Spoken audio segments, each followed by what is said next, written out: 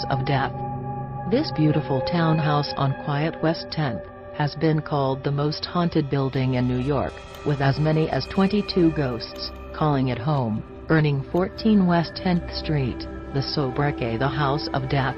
Mark Twain lived here from 1900 to 1901, and claimed that he himself had experienced supernatural incidents.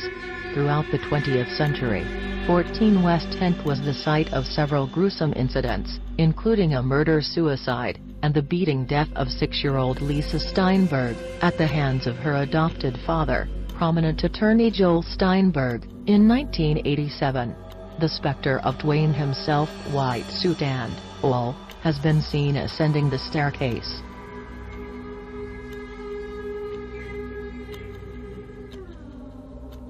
The Morris Dumel Mansion.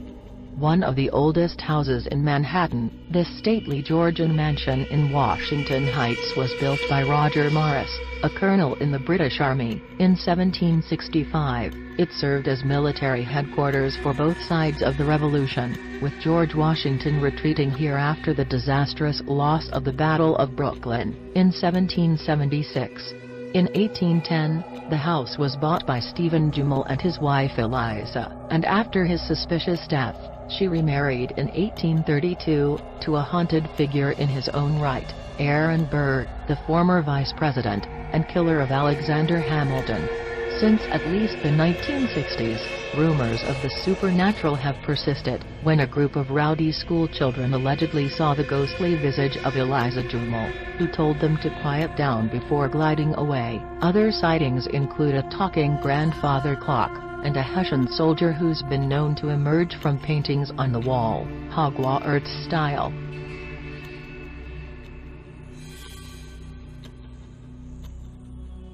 The Conference House. Located at the southernmost tip of Staten Island, this colonial manor was used by a loyalist Colonel Christopher Billop as a way station for British forces during the Revolutionary War. It also hosted the unsuccessful Staten Island Peace Conference, on September 11, 1776, with Benjamin Franklin, John Adams, and Edward Rutledge in attendance. In 1779, Billop suspected a 15-year-old serving girl of spying for the rebels and allegedly killed her by throwing her down a flight of stairs, and supposedly her ghost can still be heard screaming today. As a side note, the area was also used as a Lenape Indian burial ground, thousands of years before European contact, so take from that what you will.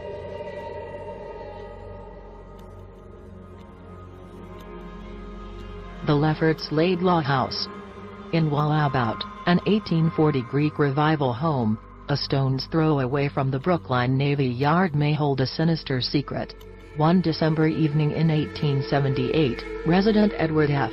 Smith reported hearing a knock at his door, but when he went to answer, there was no one to be found. Of course, the knocking persisted, while the back doors and windows were violently rattled and banged. The unseen tormentor continued harassing Smith, until he called the police. While the cops staked out the area, someone hurled a brick through the dining room window.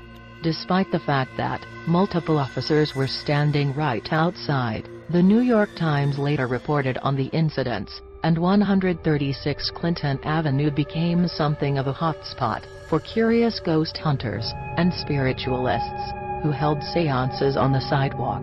This prompted Smith to boldly proclaim, "They won't get in here. We consider ourselves perfectly able to take care of any ghost that comes along."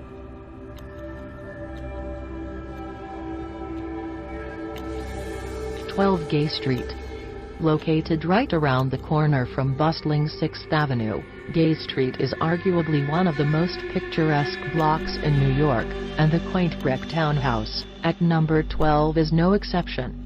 The building served as a speakeasy called the Pirate's Den during Prohibition and was purchased by the corrupt Mayor Jimmy Walker as a home for his mistress, Ziegfeld girl Betty Compton.